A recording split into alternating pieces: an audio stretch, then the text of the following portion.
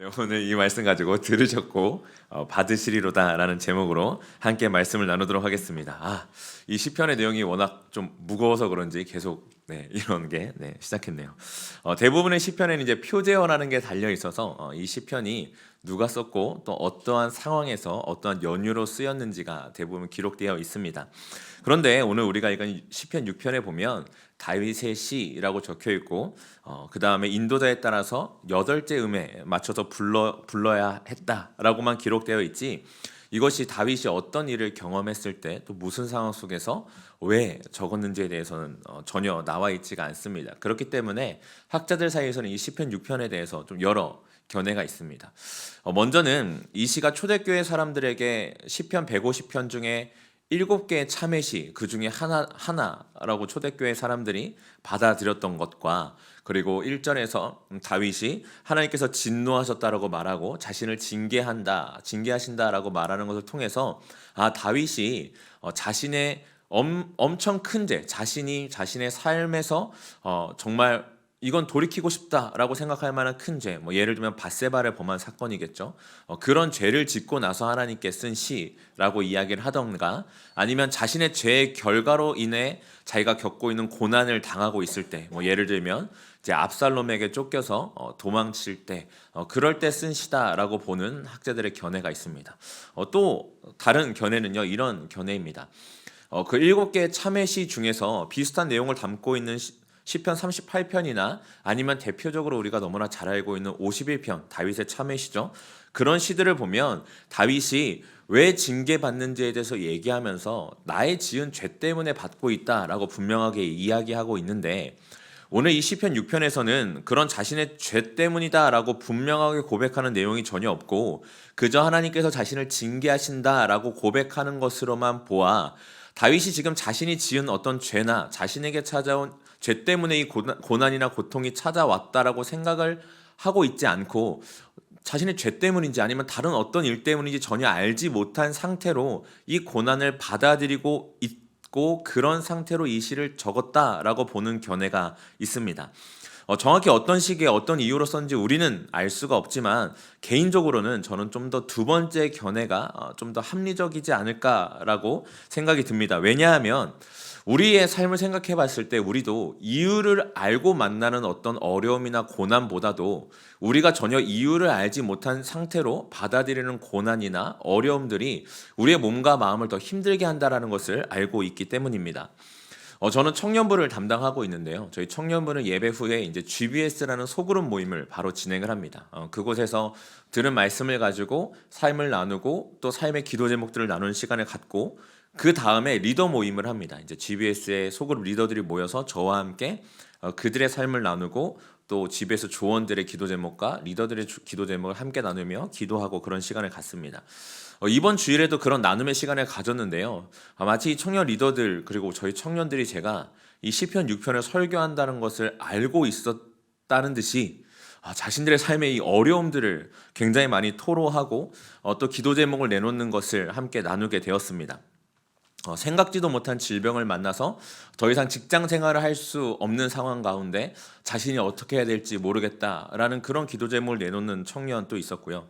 가족을 잃고선 찾아온 그런 아픔과 상실감 때문에 하나님에 대해서, 하나님의 존재에 대해서 의심도 고민하고 있는 청년의 기도 제목, 또 다니고 있는 직장이 너무나 힘이 든데 그래도 내가 계속 참으면서 다녀야 하는지에 대한 기도 제목, 그리고 삶의 무게에 더해서 바쁜 사역과 또 섬김의 일정 속에서 마음이 너무 지쳐서 힘이 들다라고 하는 청년도 있었고요. 계속되는 선택들 속에서 내가 지금 옳은 선택을 하고 있는지, 내가 이 길로 가는 게 맞는지에 대한 질문을 가지고 있는 청년과, 또 학교와 직장에서 만난 사람들과의 관계 속에서 어려움을 겪고 있는 청년, 말씀 앞에서 자신의 연약함과 자신이 얼마나 하나님을 외면하고 살았는지가 적나라하게 드러나서 아파하며 그 기도 제목을 내놓는 청년까지 너무나 많은 청년들의 기도 제목이 있었고, 그 기도 제목들을 놓고 함께 기도하면서 참 마음 아파했던 시간이었습니다. 그런 나눔 중에 한 청년이 이런 이야기를 하더라고요. 목사님 진짜 이유라도 좀 알고, 언제까지 이런 일들이 자신에게 오는지라도 좀 알고 그런 다음에 아파도 아프고 힘들어도 힘들며 견디든 말든 하면 좋겠는데 이게 도대체 언제 시작돼서 언제 끝날지도 모르고 이게 얼마나 지속될지도 모르며 이게 정말 하나님께서 내게 주시는 건지 하나님의 뜻인지 아닌지를 내가 알지도 못하며 이 과정을 이렇게 지나가도 되는지에 대한 그것도 조차도 모르겠으니 이 과정이 너무나 힘들고 어렵습니다라고 이야기하는 것을 듣게 됐습니다. 그 이야기를 들으면서 참 많이 공감이 되더라고요. 우리는 우리 삶에서 얻은 경험을 통해서 분명히 이 시간은 지나가고 이 시간이 지나면 그 순간에 어려웠던 일들이 깨달아지고 해석되는, 그래서 내 마음에 내 삶에 받아들여지는 시간이 있다는 사실을 알고 있습니다. 하지만 중요한 것은 그것을 모른 채로 그 시간을 지나가야 한다는 사실이죠. 이게 언제 어떻게 끝이 나고 얼마나의 무게로 나의 삶에 찾아오는지, 그래서 이게 언제쯤 내 삶에서 깨달아지고 해석이 되며 그래서 그 순간에 하나님께서 나와 함께 하셨다는 사실이 받아들여지는지, 그것을 전혀 알지 못한 채 그 시간을 그저 감내해 나가야 하기 때문에 우리는 삶에서 찾아온 고통이나 고난이 참 어렵다라는 생각들을 많이 하게 됩니다. 오늘 말씀에 등장하는 다윗 역시도 그런 시간을 보내고 있는 것 같습니다. 얼마나 그의 고통이 큰지 1절부터 5절까지의 말씀을 보면 다윗이 자신의 상태를 이야기를 하면서 비슷한 상태와 단어들을 반복하는 점강법이라는 것을 사용해서 자신의 상태가 얼마나 힘든 상황인지를 이야기하는 것을 보게 됩니다. 예를 들면 1절에 이런 표현이 나와 있죠. 여호와여, 주의 분노로 나를 책망하지 마시오며 주의 진노로 나를 징계하지 마옵소서. 다윗은 하나님의 그 분노, 주의 진노라는 비슷한 단어를 사용하고 또 책망과 징계라는 단어를 사용하면서 지금 자신이 처한 상태가 하나님이 자신에게 분노하셔서 벌을 주는 그런 상태로 느껴지는 그런 단절과 아픔, 고통과 두려움이 있다라고 이야기를 합니다.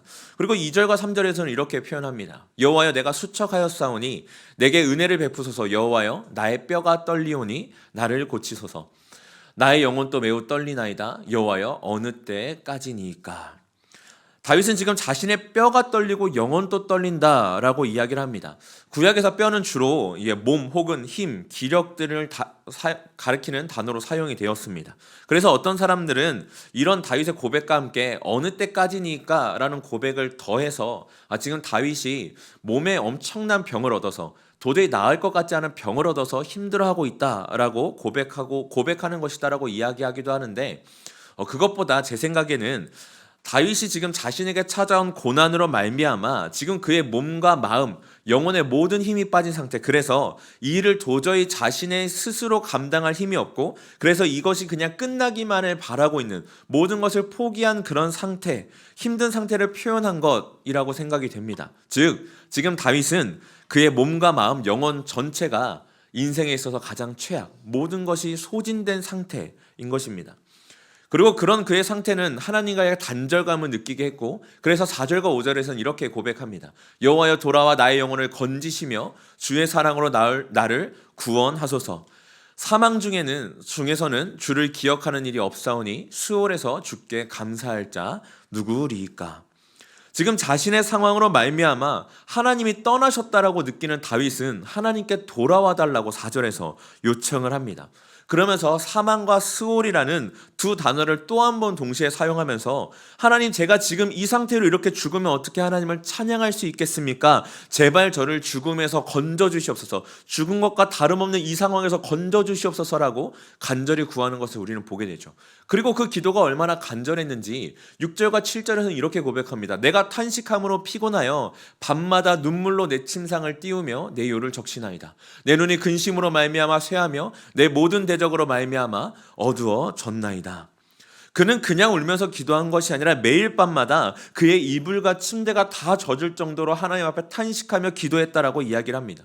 또 얼마나 자신이 두렵고 힘들어하며 기도했는지 자신의 눈이 어두워질 정도로, 그만큼 자신의 몸과 기력이 다 소진하고 쇠할 정도로 그는 기도했다라고 이야기를 합니다. 이 모든 것을 종합해 볼 때 지금 다윗은 자신이 당한 일에 대한 이유도 알지 못하고 해결책은커녕 지금 자신에게 찾아온 이 일을 견뎌내고 감당할 힘조차도 없는, 그래서 자신이 처한 상황에 대해서 자신은 아무것도 할 수 없어서 철저히 한계를 경험하고 있는 그런 상태라는 것을 우리는 알 수가 있습니다. 그런데요, 재밌는 것은요, 7절까지 다윗의 이런 절절한 기도와 간구 다음에 8절부터 10절까지의 고백이 좀 완전히 반전된다라는 것입니다. 이렇게 고백을 하기 시작합니다. 악을 행하는 너희는 다 나를 떠나라. 여호와께서 내 울음소리를 들으셨도다. 여호와께서 내 간구를 들으셨으며 여호와께서 내 기도를 받으시리로다. 내 모든 원수들이 부끄러움을 당하고 심히 떨며 갑자기 부끄러워 물러가리로다. 갑자기 다윗은 자신에게 찾아온 모든 대적들, 고난과 고통들에게 떠날 것을 명령합니다. 그리고 심지어 그들이 떠나갈 것에 대해서 아예 확정하며 선언하는 것을 우리는 보게 됩니다. 그러면서 다윗이 자신이 그렇게 선언할 수 있는 이유에 대해서 이렇게 얘기를 합니다. 8절 하반절에 여호와께서 내 울음소리를 들으셨기 때문이다 라고 이야기를 합니다. 그리고 9절에서 한 번 더 여호와께서 내 간구를 들으셨다라고 이야기를 하면서 그로 말미암아 나는 지금 이렇게 자신 있게 대적들과 악들로부터 떠나라고 선언할 수 있다라고 이야기를 합니다. 이 8절과 9절에서 나오는 들으셨다라는 단어는 전부 다 완료형으로서 단순히 지금 이 순간에 들으셨다라는 것이 아니라 그 이전부터 자신의 모든 간구를 들으셨고 또한 지금 또 계속 듣고 계심을 이야기하고 있는 것입니다.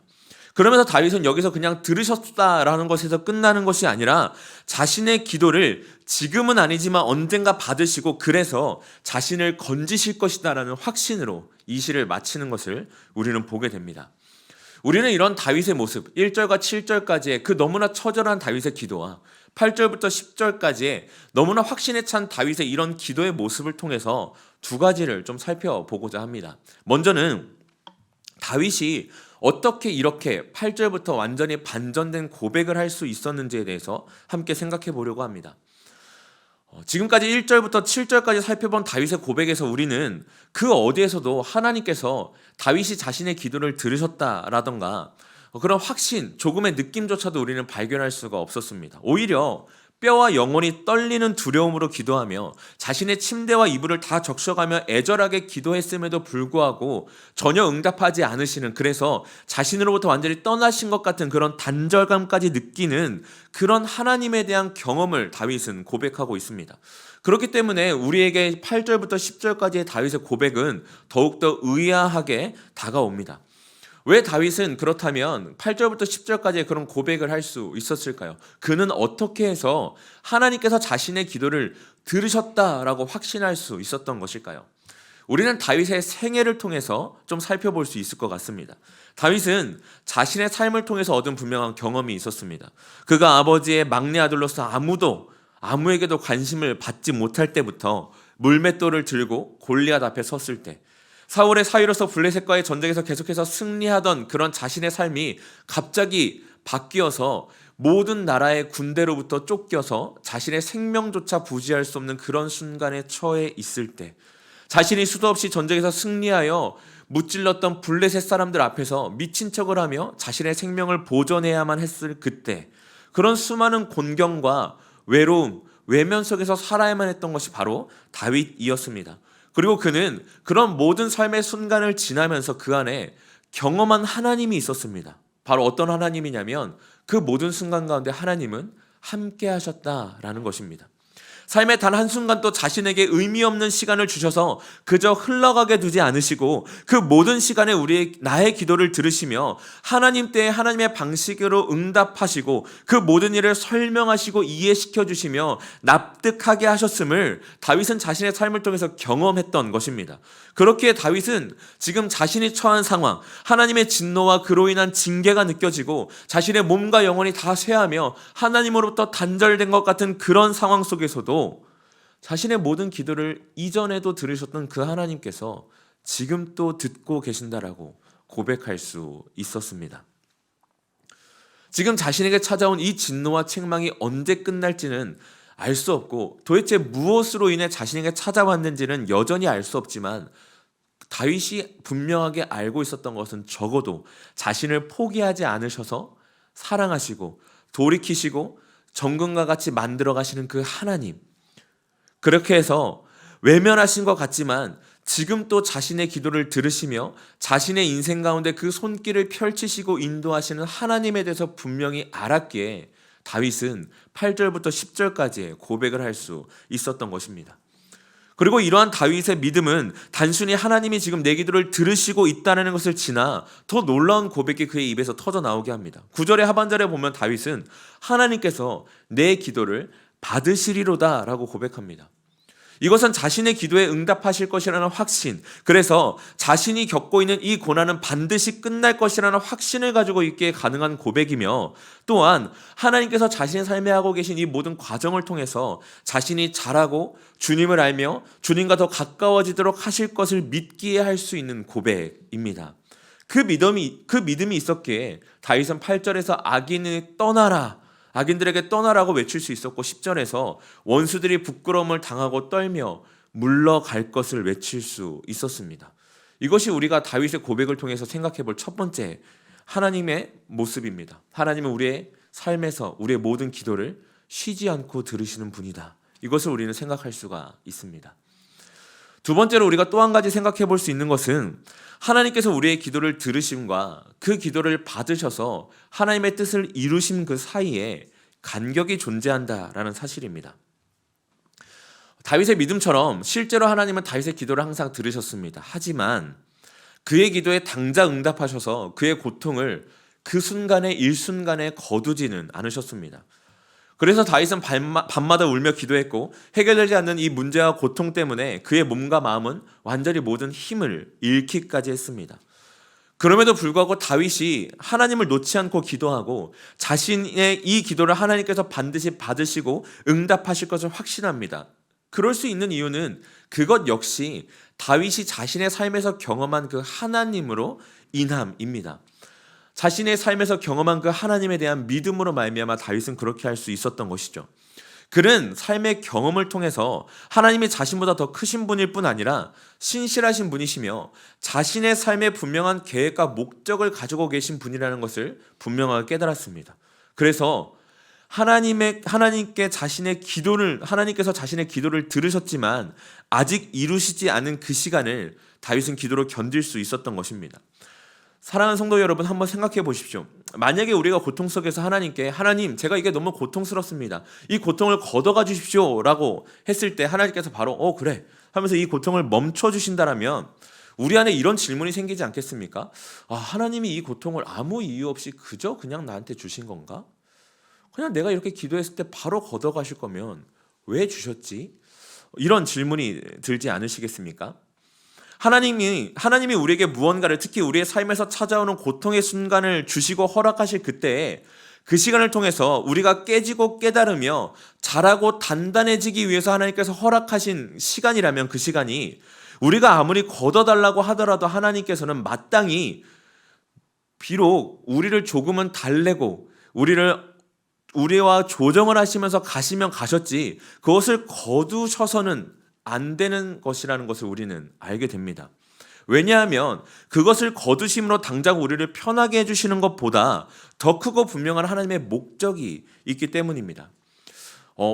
예수님을 한번 좀 생각해 볼까요? 예수님과 우리의 삶을 딱 비교해서 맞닿기는 조금 어렵겠지만 그래도 예수님을 한번 생각해 보고자 합니다. 예수님께서는 사람의 몸을 입고 이 땅에 오셔서 30년이 넘는 시간을 인간의 몸을 입고 사셔야만 했습니다. 그리고 자신이 감당하지 않으셔도 되는 수많은 고난과 멸시, 그리고 십자가를 감당하셨습니다.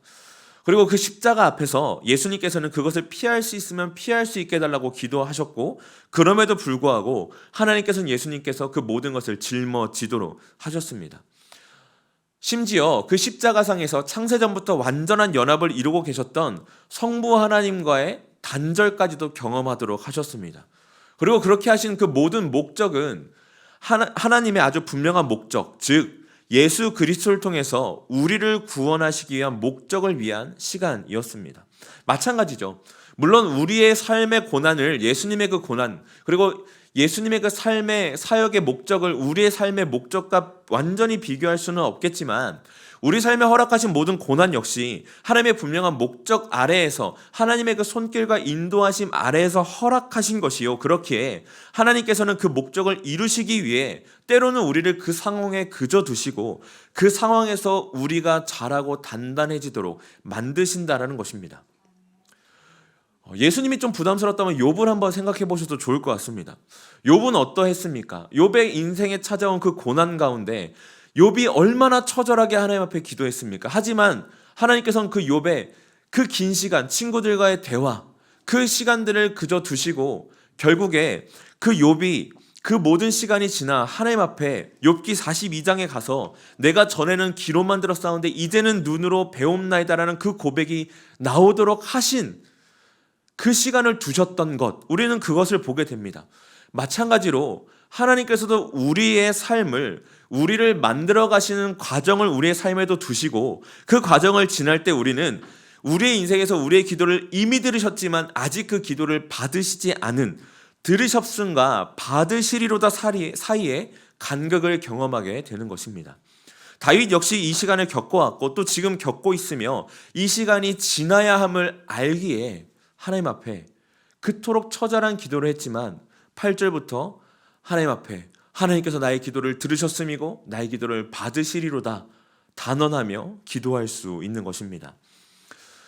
우리의 삶을 돌아보면 또 그리고 앞으로 우리의 남겨져 있는 그 삶 역시도 그 삶을 살아갈 때 우리는 다윗과 같은 순간들을 만나게 됩니다. 이유도 알 수 없고 과정도 알 수 없으며 끝도 알 수 없는 일들을 만나서 다윗이 고백하는 1절부터 7절까지의 고백이 마치 나의 고백과 같은 그런 순간들을 만나게 됩니다. 그리고 그런 순간에 우리를 더 힘들게 하는 것은 나의 이 힘들고 아픈 고통의 순간 그것뿐 아니라 그런 나를 외면하시는 것 같은, 나의 기도에 전혀 응답하시지 않는 것 같은 하나님입니다. 들으셨음과 받으시리로다 그 사이에 존재하는 간격이 우리가 계속해서 기도하지 못하게 하고 우리가 하나님과 단절됐다고 느끼게 하며 우리가 하나님으로부터 외면당했다라고 느끼게 하는 것입니다. 하지만 오늘 말씀을 통해서 우리가 생각해보며 또 깨닫는 것은 그 들으심과 받으실 것의 그 간격이 하나님께서 우리의 고통과 부르짖음을 방관하시기에 혹은 외면하시기에 생기는 간격이 아니라 우리에게 그 시간마저도 허락하신 것이며 그 시간을 통해 우리를 만들어 가시는 과정임을 우리는 깨닫게 됩니다. 그렇게 우리의 삶은 여전히 그대로고 우리의 기도가 전혀 응답되지 않는 것 같은 그럴 때에도, 그래서 그대로는 공허하게 울리는 메아리와 같이 느껴질 때라도 우리 삶에 신실하게 일하셨고 일하고 계시며 또한 일하실 그 하나님을 우리는 바라보고 의지할 수 있는 것입니다. 또한 하나님께 기도함으로 들으셨음과 받으시리로다의 그 간격을 메워가며 우리는 살아갈 수 있는 것이죠. 오늘 말씀을 기억하시며 우리 삶에 찾아오는 수많은 순간 속에서 우리의 기도를 항상 듣고 계실 뿐 아니라 우리의 삶을 그렇게 만들어가고 계시는, 때로는 우리를 그저 그냥 내버려 두신 것 같고 우리의 기도를 듣지 않으시는 것 같으며 그래서 내가 너무나 홀로 있는 것 같은 깊은 외로움과 다윗의 고백처럼 정말 내 침상과 내 요를 다 적시며 내가 그저 죽는 것이 더 낫겠다라는 생각이 들을 그때에도 하나님은 나의 삶을 붙들고 계시며 나를 인도하고 계심을, 그 모든 순간을 통해 나를 만들어가고 계시며 그래서 이 시간을 지나 결국에는 나를 완성해 나가실 것임을 믿고 신뢰하심으로 우리의 삶의 모든 걸음을 살아가시는, 기도로 살아가시는 사랑하는 모든 성도님들의 삶이 되시기를 주님의 이름으로 축원합니다.